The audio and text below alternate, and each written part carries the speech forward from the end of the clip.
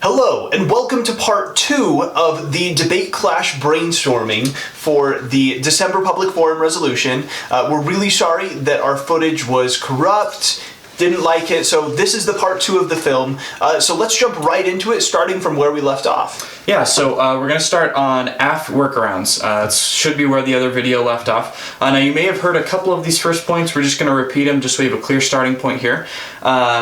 So the first one we hit before was humanitarian aid is better than military aid for the current situation. So an argument or what is it called? An observation you could make is that that in the current situation, because the topic is talking about currently, there are better options other than the military aid we're currently providing. That's absolutely correct. And to go along with that, one of the things we can do is to provide security, not necessarily within Colombia and try to eradicate these insurgency groups in the coca production within Colombia, because we've seen trends of them moving. But what you can do on the affirmative is say, well, if we end Plan Colombia, we might be able to increase security or hire private investigators to find out where this coca is coming into our country. Certain things like that, because Plan Colombia just is not working. Exactly. And so the first framework we wanted to bring up for the AF side is that if the affirmative shows that there's a better option than the Plan Colombia, then the AF should win. So you, again, you want to make sure that that's talking about now. So in the current situation, if there's a better alternative than Plan Colombia, and you can show that, then AF wins. Absolutely, and be really careful with this, because I know a lot of debate judges and debate competitors are very sensitive to counter plans being in public forum, so don't necessarily propose this as a counter plan. Maybe have multiple alternatives that you could propose that would be better, and then to go along with that framework. Or maybe you can say, if Plan Colombia ends, we're not proposing anything, but we assume that one of these other alternatives will spark up. We're not advocating, we just assume that that's going to happen. Exactly. And give quantifiable reasons as to why. Another framework that you can argue as well is that the affirmative, so this is to put the burden of proof on the other team, which is that the negative has to proactively show that Plan Colombia is actively reducing the amount of violence and coca production within the country. Not that it has in the past, but that it is actively working right now. We don't want diminishing returns. We want it to be working actively. Yep. Now, one last observation we wanted to make on the AF before moving to the neg is that the topic is talking about currently. So in the present situation, should we end Plan Colombia? So make sure that, like, if there's a lot of information being brought up about the past or the future, talk about, no, what's the current situation right now and what should we do now with the Plan Colombia. Absolutely. So let's move on to the negative side of things. So the negative is also distributed into 3 categories. The first is going to be good for the United States. Secondly, the Plan Colombia is good for Colombia itself. And finally, the workarounds. So jumping into the first category, that it is good for the United States and that we should keep it. One of the first points you can argue is essentially the goal of Plan Colombia, why the US got involved, which is the reduction of coca plants within Colombia. Now, there are always going to be subjective studies saying that coca production has gone up and down, so make sure that in the studies that you're selecting, that again, you know the methodology of why they are correct and why they are more true than other studies. For an example of the type of information you can get with this, if you go to the Debate Clash research engine and just type The Guardian, Plan Colombia, one of the first articles that pulls up does explain how coca production has gone down in a certain area. This area was called Putumayo, if I can even pronounce it correctly. And the goal was to reduce it by half, reduce the amount of coca production by half in a certain time frame, and they did that and more. So finding isolated cities could definitely help your case on the negative. Exactly. Providing good, solid examples. Exactly. Another point that was good for the U.S. is it showed that the U.S. can do things for other countries militarily, provide support without actually sending in our own soldiers. So almost like, I know we mentioned this on the AF side in the previous video, if you remember hearing it there, that it didn't work, but this also proves that it is a valid plan to implement in the future with other countries. So you don't always have to send US soldiers to be fighting all these proxy wars in all these other countries. Instead, we can provide military training and military aid to have that own country's military and police force secure itself. Absolutely. And following up with that point, one of the reasons that that was so good to train their military and to make them more sustainable on their own is that it prevented a collapse from happening, and it may prevent a collapse in the future. Now, the impacts that you can derive from this are instability, the war sparking up again, terrorism, coca production. There's a vast majority of impacts that you can derive. But following up with that, there's also, you can argue, that the United States needs Plan Colombia, because if they don't have it, then they don't have access to what's going on in Colombia. So say a different drug starts sparking up and coming into our country, or terrorism expounds more and there's an anti-American sentiment over there. The United States right now has Plan Colombia. It allows them to bypass the sovereignty laws and help eradicate that within Colombia. End Plan Colombia, the United States can't do that anymore. Exactly. Kind of along those same lines. So one of the things you could argue is that we don't want to end the Plan Colombia yet. Like, yes, in the future we'll want to end it, but ending it now would, where Colombia is not completely stable, it would decrease relations between the U.S. and Colombia.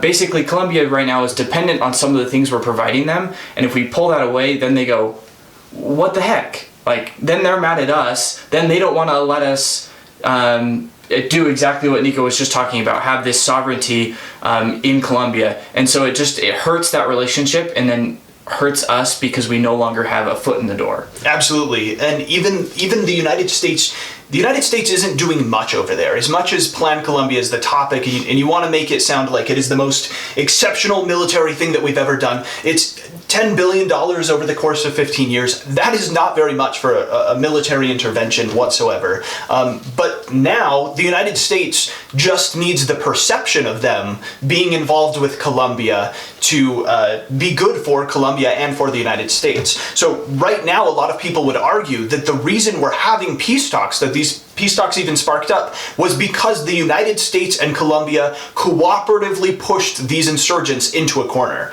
Now, if the United States gets out, you're taking a very key variable out of the equation, because the peace talks weren't signed. So you can argue that it's good for the United States to finally end it. Just the perception of them being there may finally end this conflict. Exactly. Now we're going to move on to a point that's a little bit different from what we've been talking about so far. Something we thought of is that the U.S. is morally bound to help Colombia. So in this argument, you could say that since a lot of the drugs that are produced in Colombia come to the U.S., you could say that the U.S. is the root cause for the drug cartels in Colombia. If there's no one to buy the product, then the supplier is not going to keep supplying, right? So so you could argue that the U.S. is morally bound, because we are the root cause, to help them eradicate their problem, because we can't even eradicate our own. And that would throw a ton of teams off. That would be really cool. Yep. So let's jump into the second category, which is the reasons this is good for Colombia specifically. Starting off, the first one is talking about the farmers.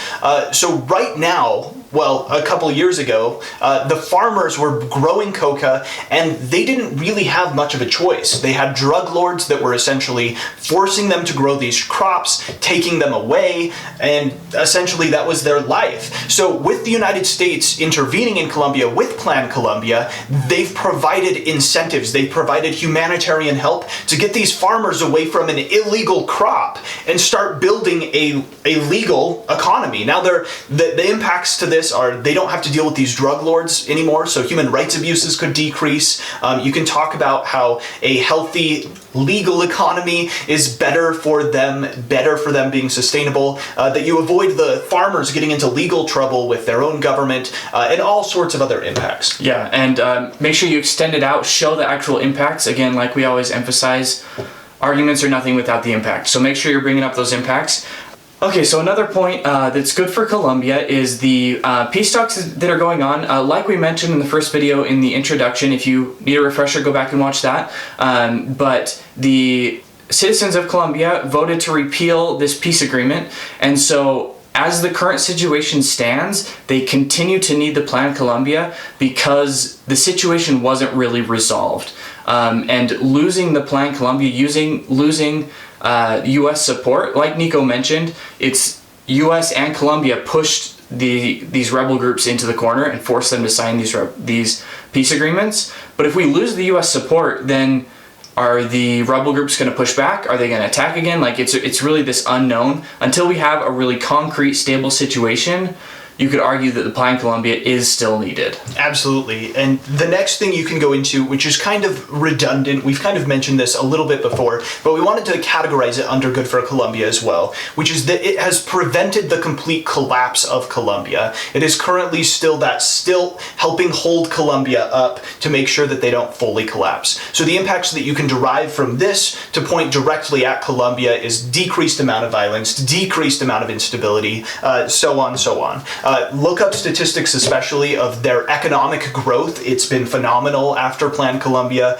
Look up the amount of violence that is decreased, and once again, know your studies with those. Exactly. Kind of along that same line, you can also bring up that if you ever run into the argument that the Plan Colombia wasn't needed in the first place, it's not needed now, something like that, you could always bring up that war was inevitable. They were in the process of having peace talks. I think we mentioned this in our first video again. They were in the process of having peace talks when we implemented Plan Colombia, but almost on the opposite side. It was the rebel groups that pushed the Colombian government into a corner, and they were forced to sign peace agreements in that situation. Now it's reversed, and so the war was inevitable, like it was going to happen, the government was going to push back, and so you could argue that this Plan Colombia helped shorten the war, which obviously less people die in a shorter war. And just kind of expound on the impacts there, what that has provided to Colombia. Absolutely. So let's jump into our third negative category, which is the workarounds. Now, the first workaround is not necessarily a workaround argument that you can provide, but it's something that you should think about as you're in a round as a negative team. So the negative has a very strange burden. If they show that Plan Colombia is succeeding wildly and it is amazing and it achieved all their goals, then the affirmative can just respond by saying, yeah, it achieved all its goals, it's done, we should end Plan Colombia. And on the opposite side of the spectrum, if you as the negative team say, Plan Colombia is failing, it's been horrible, it's not doing anything, then they can say, yes, we need to end Plan Colombia. So either end of the spectrum, you don't want to be there. You want to be in the middle. So you want to say something like, Plan Colombia is working, but it hasn't been enough time to allow its full potential to be there. Or we're right at the end, the tail end of it. So make sure that you're in this middle ground, not saying that it's a wild success, not saying that it's a wild failure. Exactly.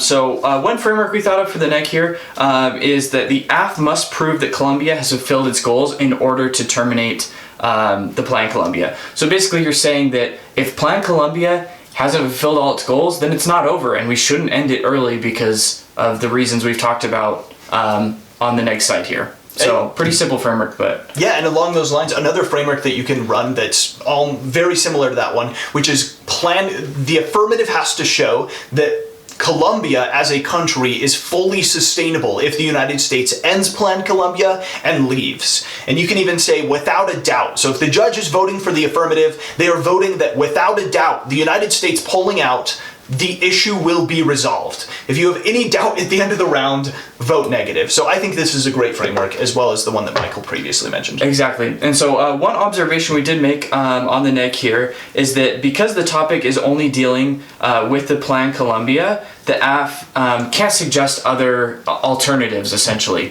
So I know we mentioned this in the AF workarounds that bring up other solutions. So like Plan Colombia isn't the best thing for the current situation, but what you could argue as almost a comeback to that, or even its own point, is that the AF can only argue that we have to end the Plan Colombia. They can't say, oh, this other thing would take over and provide assistance, right? And so it's kind of I don't know exactly what I categorize it, almost a blocker, but if you want to use it as your own point, go ahead. Absolutely. You're comparing the status quo, which is Plan Colombia, to if we just took Plan Colombia out, it's not their ground to give any alternatives or anything else. Exactly. So, great one. Along those lines, we also wanted you to remember that the resolution is talking about the current status quo. It is talking about right now. So a lot of teams may say, yeah, Plan Colombia isn't working, so we need to, end it in 2 years. That's not affirmative ground, right? We don't propose, if we're the negative team, we're not saying Plan Colombia should be around forever, for at least 2 centuries. That's not what we propose. We're just saying right now the resolution is asking us in the current state whether it should end right this moment. So keep in mind that it is not over. And so even if on the negative you say, yeah, we might end it in a year, that is still your ground to argue. It is like a 7-month-old baby that's still in the womb. Don't pull it out yet. We're almost done with peace talks. So make sure that you're arguing about now. Exactly. Again, thanks for watching, guys. We really appreciate it. Make sure you hit the subscribe button and the like button below if this video helped you out at all. And also mention to your coaches, I know we mention this in every video, but mention to your coaches that we've got our shop where they can buy the debate evidence for each topic. And thank you so much.